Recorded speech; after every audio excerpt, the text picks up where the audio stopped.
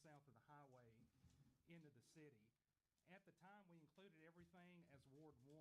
However, according to our ward ordinance, anything north of the highway right there should be in Ward 2. What has happened is the county has started building the voting precincts for the upcoming elections, and they noticed that we were irregular. If we kept it as it is, we would have 3 people. We'd have a voting precinct of 3 people, basically. And the county's not real happy with it, and the state's not real happy with it. So what we're proposing is we're going to reclassify those properties north of the highway from Ward 1 over to Ward 2, which is what they should have been to start with. Sonny Sharp is one of the 3 people. Sonny's always causing us trouble. He get his voting privileges back. He's one of the 3 people that voted. The other ones didn't vote.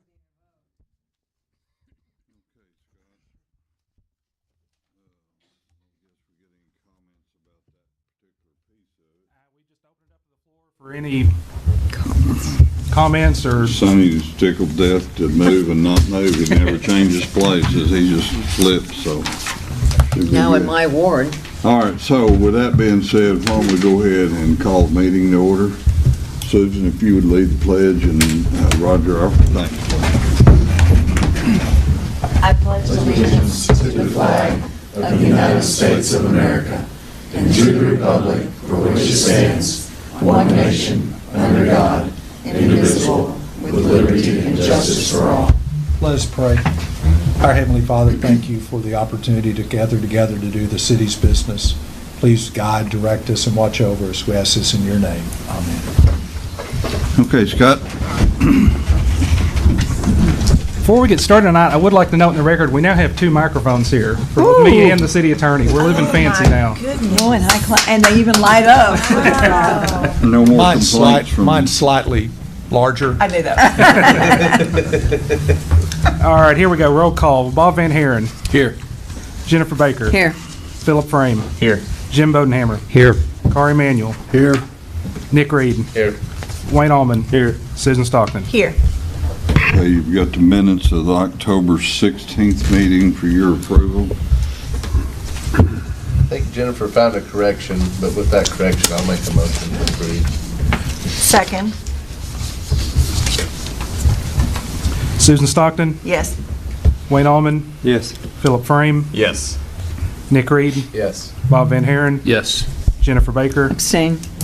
Corey Manuel. Yes. Jim Bodenhammer. Yes. All right, any questions on the committee reports? If not, Mr. Morgan, why don't we go ahead to the first item of business, please? Okay, whereas the City Council of the City of Mountain Home did adopt the latest... Actually, the budget adjustments are our first thing. Is it not?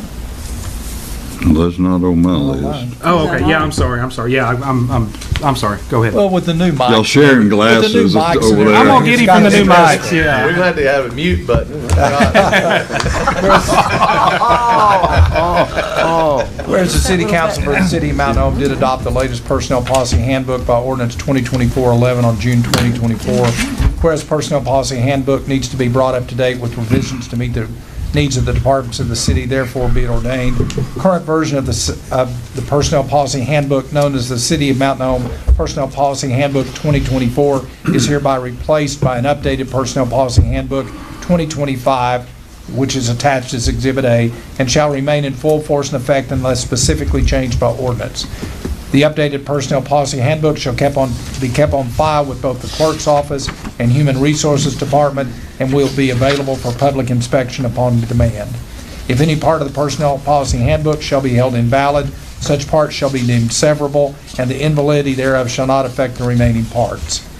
Ordinance number 2024-11 and all previous ordinances adopting personnel policies or amending previous personnel policy handbooks is hereby repealed, and the last paragraph is the emergency clause. Okay. And Ms. Sue's here to explain the changes to you. So the 2 biggest changes were 2 additions of 2 new policies. On Chapter 2, 2.5, we did add a fraternization policy in. Gives us some general guidelines for conduct when people might be dating in the office or people supervising family members, all those types of items, and the conduct and the expectations that go along with that. So that was one big policy addition. And then the other big addition was on 6.10.7, the addition of an artificial intelligence policy. That was a league recommendation that we had to get one of those in. I did get those approved. Basically, it tells you what it can be used for, what it can't be used for, how to protect information. It does recommend that anyone that's going to use AI goes through, the municipal league has some free training that's available for that. I've taken that, it's pretty good. And basically not relying on AI without having some type of human being double check it. Not relying on AI for hiring practices. It's a great tool for helping you write policies, but of course you've got to review it and kind of tweak it up as you go. So those are the two big policy additions. Then there was just some language changes. We added just a line under the holiday and holiday pay. This past summer, for the first time, we had an intern that worked with Arnold in planning and engineering, and he was offered a position as a full-time summer intern. First holiday that rolled around, we realized if you're full-time, then you should get holiday pay.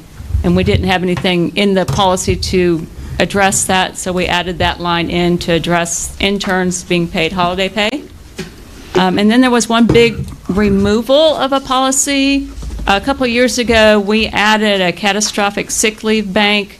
It was suggested, and a lot of employees had mentioned that, and we've seen it done in a lot of other cities, where people could take their excess sick leave and donate it to a bank, and people could apply to use that if they had need of it.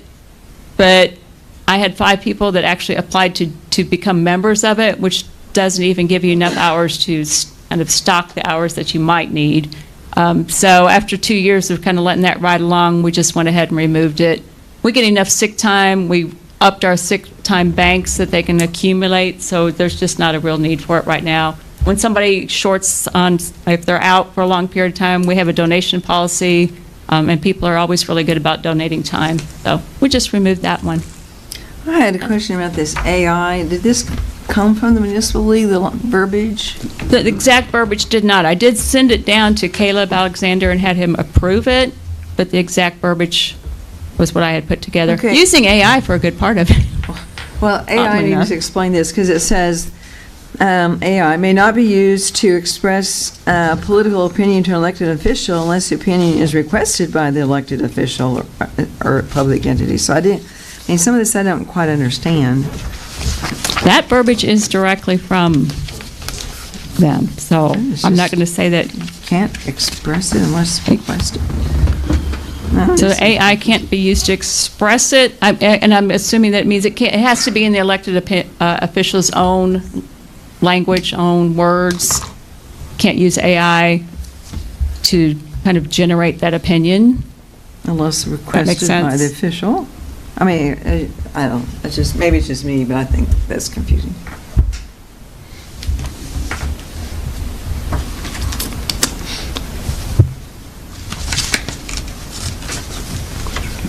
Any other questions?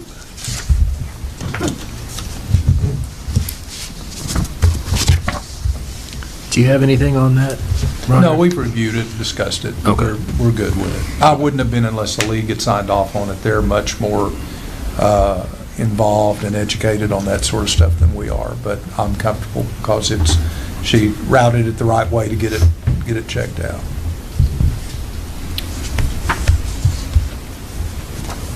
Make a motion, suspend the rules, put it on second reading. Second. Bob Van Haren, Yes. Wayne Allman, Yes. Jim Bodenhammer, Yes. Philip Frame, Yes. Jennifer Baker, Yes. Nick Reed, Yes. Corey Manuel, Yes. Susan Stockton. Yes. It's an ordinance to adopt an updated personnel policy handbook regarding matters affecting the status of employees of the city of Mountain Home and repealing ordinance 2024-11. Make a motion, suspend the rules, put it on third reading. Second. Wayne Allman, Yes. Jim Bodenhammer, Yes. Susan Stockton. Yes. Nick Reed. Yes. Philip Frame. Yes. Jennifer Baker. Yes. Corey Manuel. Yes. Bob Van Haren. Yes. It's an ordinance to adopt an updated personnel policy handbook regarding matters affecting the status of employees of the city of Mountain Home and repealing ordinance number 2024-11. Motion to pass. Second. Philip Frame. Yes. Jim Bodenhammer. Yes. Susan Stockton. Yes. Wayne Allman. Yes. Bob Van Haren. Yes. Nick Reed. Yes. Corey Manuel. Yes. Jennifer Baker. Yes. And we need the emergency clause on that or not? It doesn't really need it. It needs to go through by the end of the year, so we've got Okay, time. We're in good shape. All right, thank you, Sue. Okay, you. Alma Clark has a list of fourth quarter budget adjustments. I think you have those. If anyone wants to, anybody has any questions for her?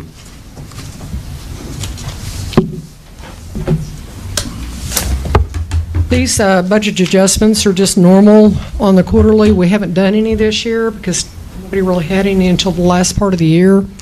So they're all no budget effect adjustments from one line item to another line item to shore up the line items.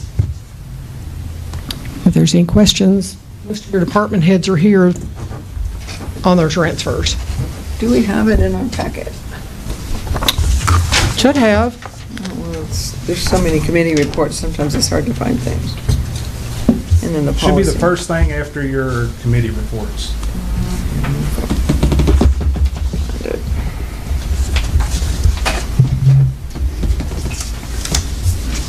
Yeah, they're in there. Here it is.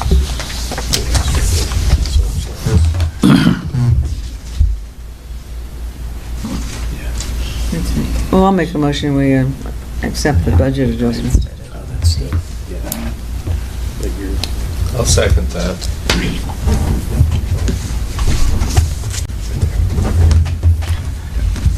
Philip Frame. Yes. Bob Van Haren. Yes. Jennifer Baker. Yes. Nick Reed. Yes. Corey Manuel. Yes. Susan Stockton. Yes. Jim Bodenhammer. Yes. Wayne Allman. Yes. Thank you. Thanks, Alma. Thank you. All right, Hey, next Alma? up- Sorry. I just got one quick question that I just realized. Okay. On the water and sewer department, Uh-huh. the ad total was 263,230, but the subtract total was 228,230. Okay. Here Everyone comes else washed. Okay. It's down on the very bottom. It's 494, 450, and 494, 450. Because it wasn't straight from 4601 to 4601, I took some from 4604 to 4601. Yes. So it would it's- be on the very last page, water treatment plant, and there's a grand total for water sewer. Uh-huh. There's three funds, Gotcha. Okay. so the totals equal out, but it doesn't necessarily equate 4601 to 46. With each department. Yes. Does that Gotcha. make sense? Yes, thank you. All right, thank you, Alma. The next item we've got is, several months ago, Steve and Alma and Tina and I met, and we looked at, over the last 4 years, our water sewer audit and our general fund audits. We even discussed with Roger the possibility of advertising and putting that back out.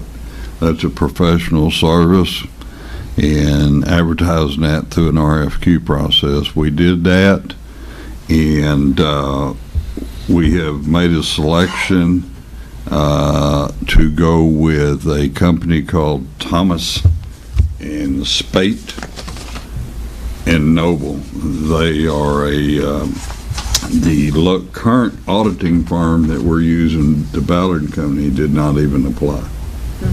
We never got an RFQ. Tina actually spoke to them and made sure they knew we were doing it. One of the reasons we were looking to try to go maybe a different direction or see what they would do is on the water sewer. Out of the last 4 audits, they've been late 3 of them to us. And on a general fund audit, they'd been late 2 out of 4 times. Now, luckily, those lateness hadn't cost us anything or got our hands slapped or nothing like that, but it's supposed to be done by a certain day, it needs to be done by a certain day. So, we went through interview, and this company came up and met with us, and they are out of Blytheville, Jonesboro, Pocahontas, all over to the northeastern corner of the state. And they've done work for other cities in Arkansas and Missouri.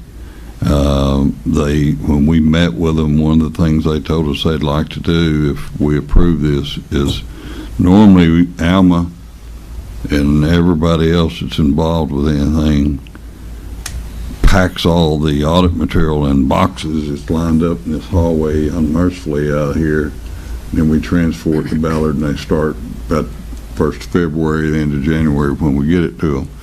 What this company's wanting to do that we think will eliminate all that is each and every month, Alma will now be able to transfer them information, and they will be building that audit throughout the year. They're not going to wait until the very end and start on it for us. Can that be transferred electronically? A lot of it can be done electronically. The Alma's still working through some of that with them. Some of it's due to the sizes of files and things like that. Her and Steve have been working with them already on how to start that process. So if we can get this approved and this contract to go with them tonight, then they will probably start as early as next week sharing information with them on the first 10, 11 months of the year and try to get ahead of the game for next year. Because I know one reason we've stuck with Ballard is because there's just not too many people with the expertise to do the city's type audit. So I'm glad to know there's another firm. There's several of them out there, and we had 2 or 3 inquiries about it, and this company's the one that we just felt like was the best fitted for what we need. It is a professional service, and I think all y'all have to do is just a voice vote that you approve us switching to that firm right there, correct, Roger? That's correct. Yeah. We've got an engagement letter from them that Tina has ready, and we'll get that signed by Monday, and that way they can get started for us with your approval. And the reason we don't use the state is the delay? The delays in water sewer side, I believe. Yeah, water sewer can't be done by Legislative audit, they don't do it.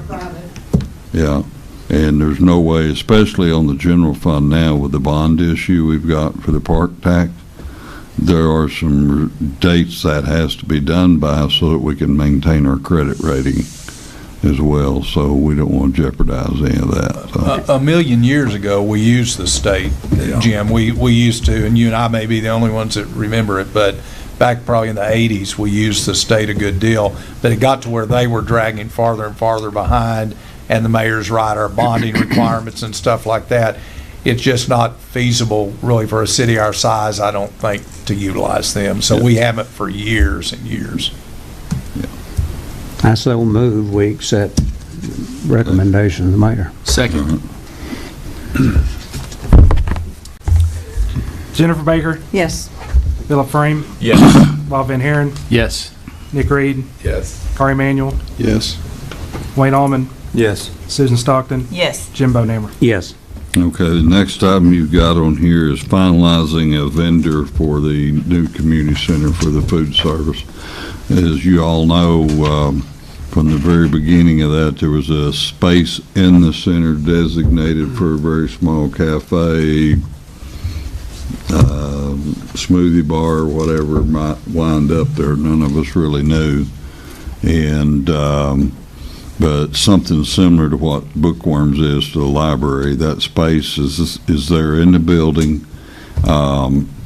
We deliberately waited as long as we could to advertise that so that we could get the building far enough along that any potential vendor could go in and look at that space and see how much room they were going to have.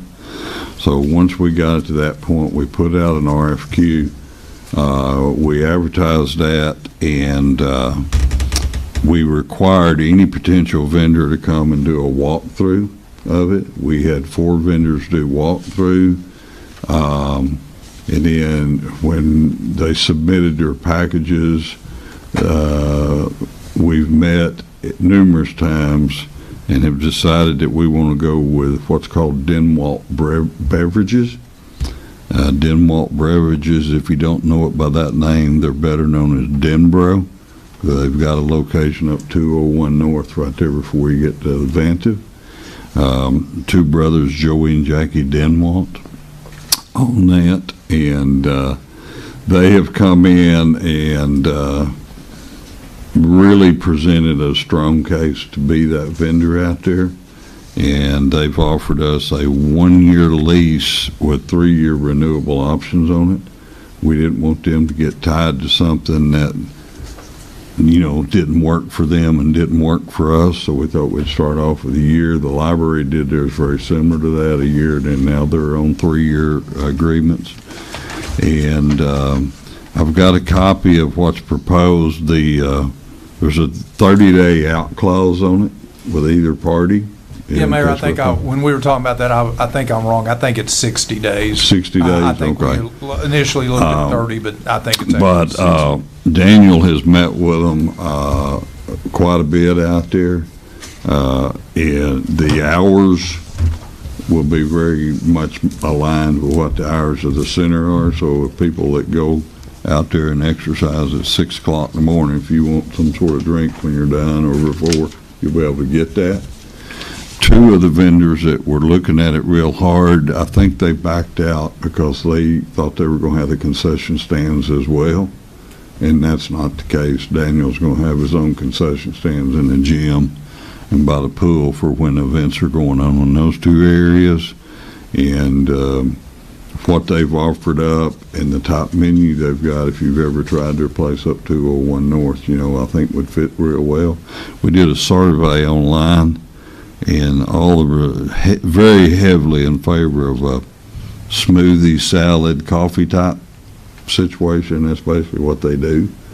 And they've offered us an agreement. We've reached terms with them for a 1-year lease with 3-year renewable options on it for $1,200 a month. We didn't go into this thinking that we wanted just a super high price. That it's not about us making money as much as it is about having that service available in that facility. And it will have an outside eating area so people can get a sandwich there. They won't be able to enter from the outside. You'll have to enter through the front doors of the center and come in, and right there they are. We do that way so that people don't come in through their cafe space and then wind up somewhere else in the building. There'll be a small area on the outside of them. They'll have a door where people can go out and take your coffee, your drink, your sandwich, or whatever and sit down and eat. It'll be a little fenced area, and then they can come back through the building right there. And they are ready to go work, and we need to get it approved now because that is the only room in the entire facility that we don't have sheetrock completely finished in and ready to start painting and stuff in that room. We've deliberately held that off till we knew about the vendor, and they're providing part of their equipment as well as we are. There's certain things in that kitchen that, or cafe, it doesn't matter who's there. You're going to need refrigerators, you're going to need an ice machine, a few items like that we're getting as part of our deal with the other concession stands and stuff. So Daniel basically duplicating the equipment he gets for concession stands there. Everybody's going to need that. And then the specialty equipment they need to make whatever those drinks are that you buy at those places that I know nothing about. They'll provide. Why are you laughing? Especially the healthy drinks. Yeah, the healthy drinks. Yeah. They'll provide all their own equipment, and that way, if something happens in the end of that year and they decide they need to leave, they take their equipment and ours stays right there. Any questions about it? I make a motion, we accept the presented agreement. Second. I'll second. Jennifer Baker, Yes. Philip Frame, Yes. Jim Bonehammer, Yes. Bob Van Haren, Yes. Corey Emanuel, Yes. Wayne Allman, Yes. Nick Reed, Yes. Susan Stockton. Yes. All right, the next item you've got is a resolution to ask for a public hearing so we can close this particular block of Hickory Street between Main Street, close Hickory Street. Boy, That'll get them going. I think this girl's done messed me up back there about one of the machines right here. 8th Street between Hickory and Main is what I meant to say, right across the street right here, for the removal of that traffic light. So this is to set the public hearing. Right. I'll make Yeah, a to set motion the public to hearing. accept the resolution. Second. Philip Frame, Yes. Bob Van Haren, Yes. Nick Reed, Yes. Jennifer Baker. Yes. Wayne Allman, Yes. Corey Manuel, Yes. Susan Stockton. Yes. Jim Bonehammer. Yes. Okay, Roger, next one is yours, sir. Whereas the Mount Hope City Council on April 2nd, 1992 did adopt ordinance number 1992-14, which established current boundaries for the city's voting wards. Whereas the Mount Hope City Council on September 5th, 2019 did adopt ordinance 2019-25, which annexed into the city multiple properties both north and south of 62 East into Ward 1. Whereas city ward definitions as established by ordinance number 1992-14 specify that the property annexed into the city north of Highway 62 East shall be included in Ward 2, therefore be it ordained. Parcels to be reclassified into Ward 2. Following described parcels which were annexed into the city under ordinance 20125 as being in Ward 1 shall be reclassified as being in Ward 2 due to their location north of Highway 62 East. It sets through there the meets and bounds description for the properties owned by Kyle Wallace and Renee Wallace, Glory Properties LLC, Francis Sharp, the city of Mountain Home. That all the above properties have been previously informed of the city's intent to reclassify the affected property into Ward 2. Any objections to this intention were heard on the public hearing held at 4:55 p.m. on November 6, 2025 in council chambers at 720 South Hickory Street, Mountain Home, Arkansas. This ordinance is being used to address municipal oversight and paperwork error involved in the 2019 annexation of multiple properties into the city of Mountain Home. Additionally, the city's ward maps since annexation have continuously shown the described properties to be already included in Ward 2. As such, this ordinance shall not be codified into the next update of the city's municipal code, and the last paragraph is an emergency clause. I'll make a motion to suspend the rules, put it on second reading. Second. Jennifer Baker, Yes. Corey Manuel, Yes. Nick Reed, Yes. Susan Stockton. Yes. Philip Frame, Yes. Wayne Allman, Yes. Jim Bonehammer, Yes. Bob Van Haren. Yes. So ordinance to classify certain properties inside the city of Mountain Home, Arkansas from Ward 1 to Ward 2. Motion to suspend the rules, put on third reading. Second. Philip Frame, Yes. Jim Bonehammer, Yes. Susan Stockton. Yes. Wayne Allman, Yes. Bob Van Haren, Yes. Nick Reed, Yes. Corey Manuel, Yes. Jennifer Baker. Yes. So ordinance to reclassify certain properties inside the city of Mountain Home from Ward 1 to Ward 2. Motion to adopt. Second. Susan Stockton, Yes. Wayne Allman, Yes. Jim Bodenhammer, Yes. Philip Frame, Yes. Bob Van Haren, Yes. Jennifer Baker, Yes. Corey Manuel, Yes. Nick Reed. Yes. Motion to adopt the emergency clause. Second. Corey Manuel, Yes. Susan Stockton, Yes. Wayne Allman, Yes. Nick Reed, Yes. Jim Bodenhammer, Yes. Philip Frame, Yes. Jennifer Baker, Yes. Bob Van Haren. Yes. Mr. Sharp, welcome to Ward 2.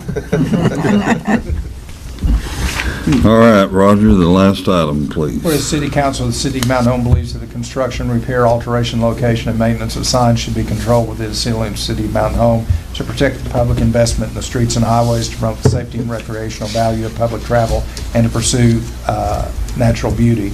Whereas the Council of the City did adopt the 2025 Mount Hope Billboard and Advertising Structure Ordinance, also known as the Billboard Ordinance, on August 7, 2025, whereas necessary to revise said regulations to better address both on-site signs and election billboards, therefore be it ordained by the City Council. This ordinance shall, upon passage, become the 2025 Mountain Home Billboard and Advertising Structure Ordinance, version 1.1, hereinafter referred to as the Billboard Ordinance. Billboard ordinance of the City of Mount Home is hereby adopted in its entirety by reference thereto. Section 3, violation of provisions of this ordinance or failure to comply with any of its requirements shall constitute misdemeanor. Any person who violates this ordinance or fails to comply with any of the requirements shall, upon conviction, be fined not less than $25 and no more than $1,000. Each day such violation continues shall be considered a separate offense. Also, upon conviction for a violation, person will be required to make restitution to the city for any expense incurred by the city in the removal or alteration of unsafe or unlawful signs. The owner or tenant of any building, structure, premises, or part thereof, any architect, builder, contractor, agent, or other person who commits, participates in, or maintains such violation may be found guilty of separate offense and suffer the penalties herein provided. Nothing contained shall prevent the city from taking such other lawful action as necessary to prevent or remedy any violation. In their interpretation and application, provisions of this ordinance shall be held to be minimum requirements adopted for the promotion of the public health, safety, and general welfare. Should there be any conflict or duplication within this ordinance as to any other existing ordinance or ordinances, the more stringent regulations shall apply. Okay. While Arnold makes his way up, we've recently had 2 or 3 requests come in as people were changing out faces of signs, some of them going to video boards or something similar. We discovered a couple of real errors in what we had and the way we were measuring signs, and it resulted in some folks not being able to get. So Arnold's going to explain to you why we're going to advertising space on the sign. Good evening. I talked with both the street committee and the public safety committee about this and trying to get an idea which way the memberships of the council wanted to go with this. Basically, kind of what you see up there, the way the sign ordinance is written right now, we measure the sign, the 150 square foot maximum, as the widest width of the sign multiplied by the tallest point height, which starts getting you into all that airspace, especially on the pole signs like the one that you see up there. All that airspace and everything is counted as sign space. Why they did it, why it was written that way, I don't know. But that's the way, it was pretty blatant and straightforward that was the way to measure the sign square footage.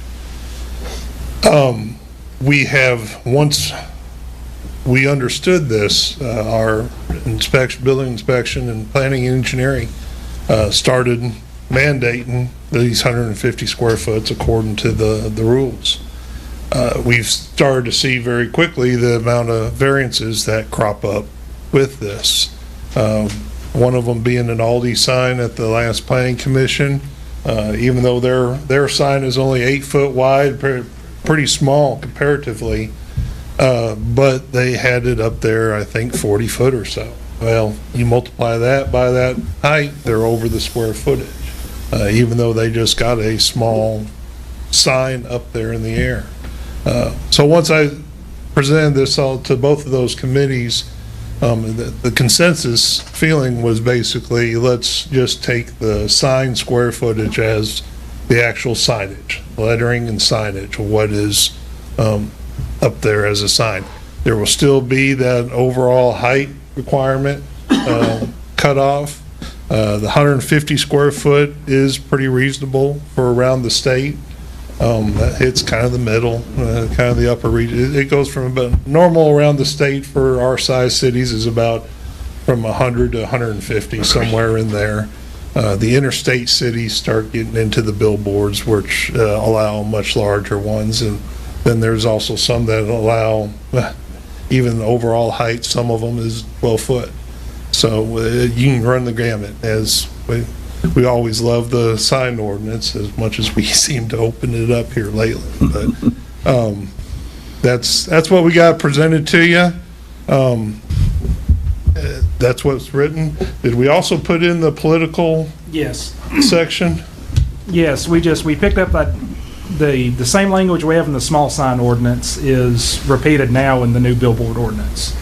Just so we're concise on everything. How does that work for billboards that are currently up now? Because Well, we can't touch them until the next election cycle, right, Robert? Right. What happened, this was, we split these out. Before, all our sign ordinance was in one, and when we split it out, that was just something that fell through the cracks. And we were contacted by the candidates who have billboards up, and we looked at it then, and that's when we discovered it. So I think this political season, the billboards are there to stay, but next time, the billboards will be treated no different than yard signs and things like that as far as the timing requirements. And I would think by season, the ones that are out there now, Bob, all will be resolved in the March primary, correct, Roger? Yeah, They're all related to sheriff candidates, the ones that are there now, so that'll be over in March, so then we can kick this in. Yeah, that's right. I wish we'd have caught it when we made the other changes, but we didn't.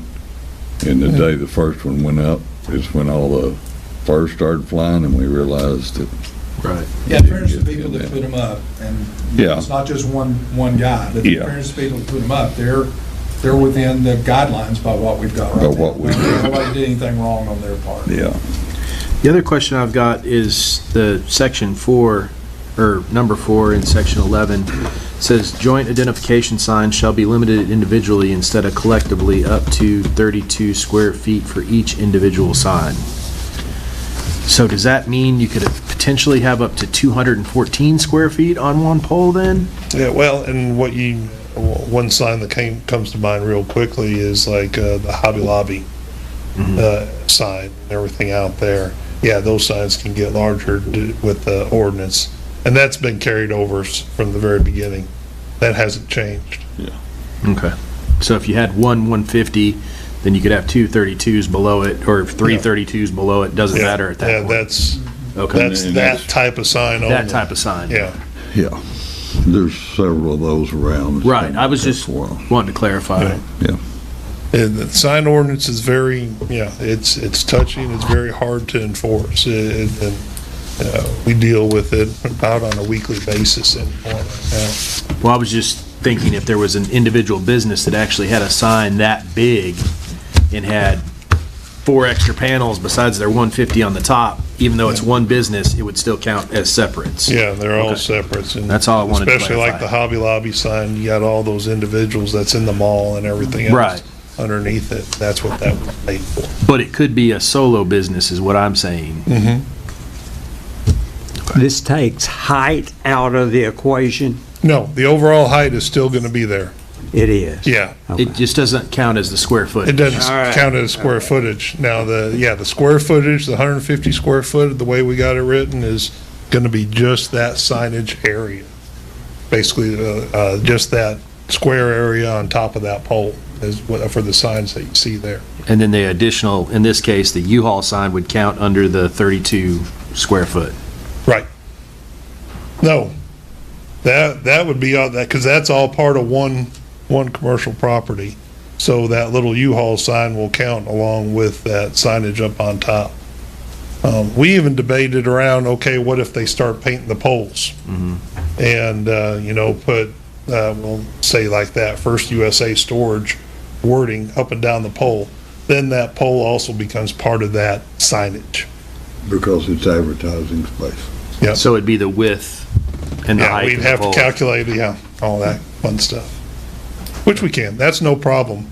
It's just, the signs were going to get very small and short, and there's a lot of signs across the city that are non-compliant with the current ordinance right now. Because we allow 40-foot poles. And how does that affect them then? Are they grandfathered in since they're in before? Everything that's up there right now is grandfathered in. We can't really touch that. Okay.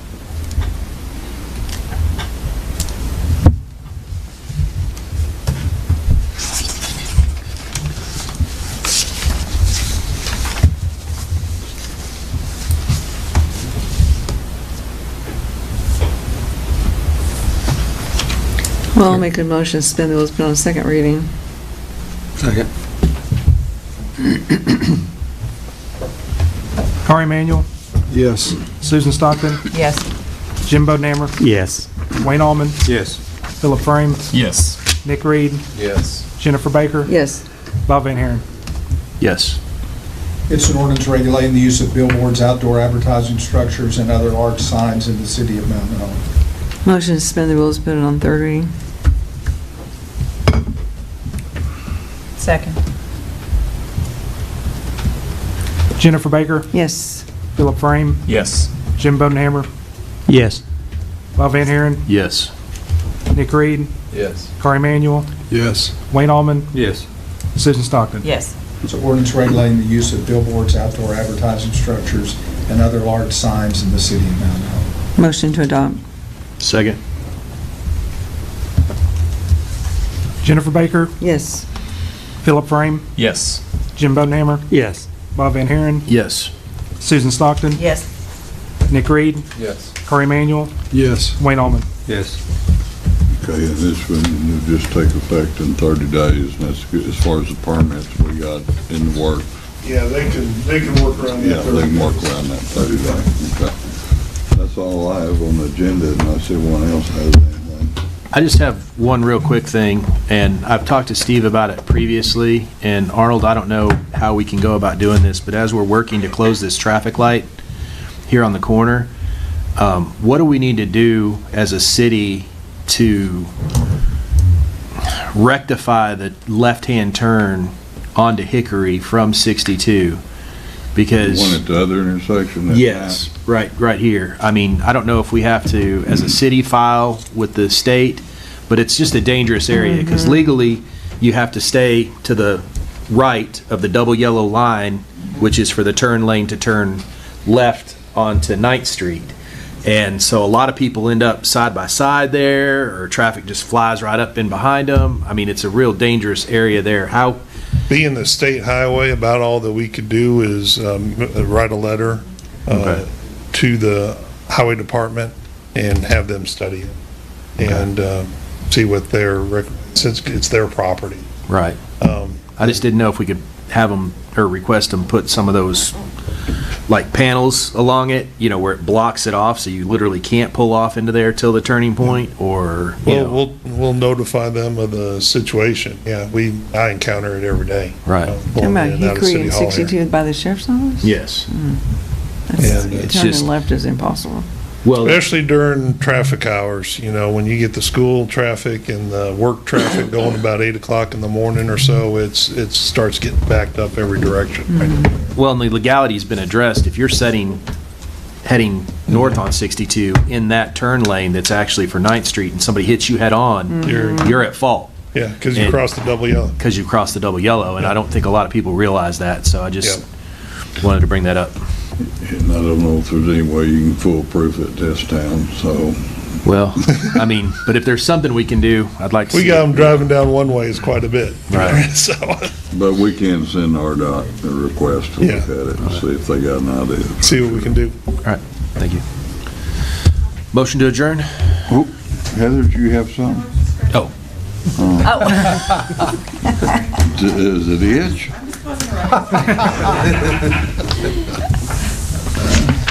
Second. All in favor? Aye.